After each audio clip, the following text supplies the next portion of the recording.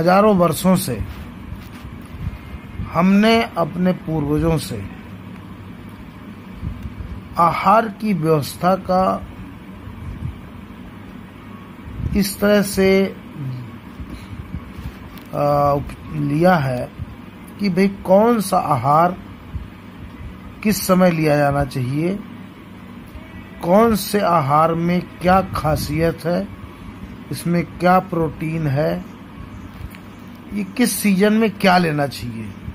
यद्यपि इसका कोई क्लिनिकल ट्रायल नहीं हुआ, लेकिन हजारों वर्षों के देशज ज्ञान से के आधार पर हम लोग अपने आहार को इस तरह समुचित रूप से लेते हैं जिससे हम हमेशा स्वस्थ रहते हैं। भारतीय परंपरा के अनुसार जीवन को स्वस्थ रखने के लिए उचित आहार विहार और जब किसी तरह की बीमारी हो तो उसके लिए औषधि हर्ब्स और इनका उपयोग, और जिस तरह की बीमारी हो उसके अनुसार उस तरह की दवाइयाँ दिए जाने का प्रचलन रहा है।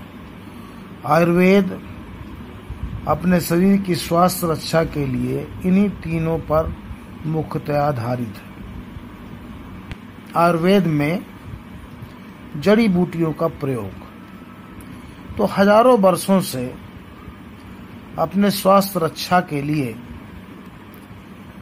पूर्वजों के बताए अनुसार दादी नानी के नुस्खे और पूर्वजों के नुस्खों के आधार पर जड़ी बूटियों का हम प्रयोग करते रहे और स्वस्थ रहते रहे। एलोपैथी तो अभी हाल ही की बातें हैं, पहले जड़ी बूटियों से ही हमारे लोग स्वस्थ हो जाया करते थे। आयुर्वेद में वात पित्त कफ जिस तरह की बीमारी होती है उस हिसाब से हर्बल औषधियाँ का काढ़ा या अन्य चीज दी जाती है। जैसे बुखार होने पर कड़ूची रायता गिलोय का काढ़ा दिया जा सकता है।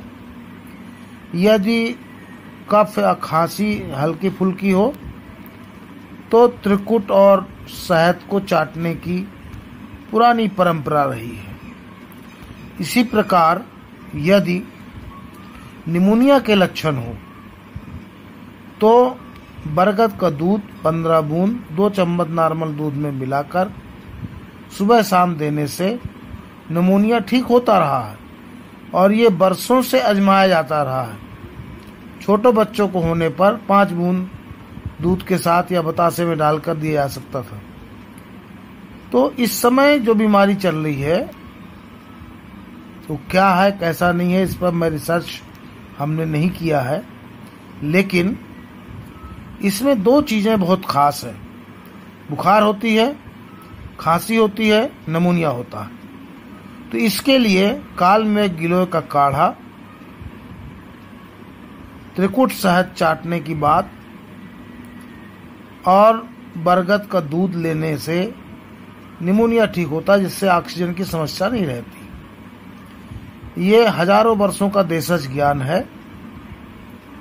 अब कई समाचार चैनलों में इन देशज ज्ञान को, जो हमारे ऋषि मुनियों की देन थी, अब व्यवहारिक नुस्खे बताकर जो आलोचना की जा रही है वह बिल्कुल सही नहीं है।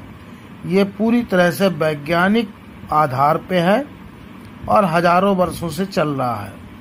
अब तो वैज्ञानिकों ने भी सिद्ध कर दिया है कि काल मेघ और गिलोय में एंटी वायरल प्रॉपर्टी है, इम्यूनिटी बूस्टर है।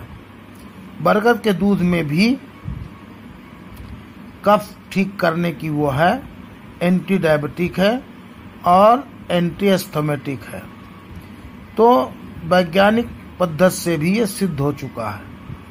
इसलिए मैं चाहूँगा, लोगों से निवेदन है कि जब भी इस तरह की समस्या आती है तो आप जड़ी बूटियों का प्राथमिक उपचार करें।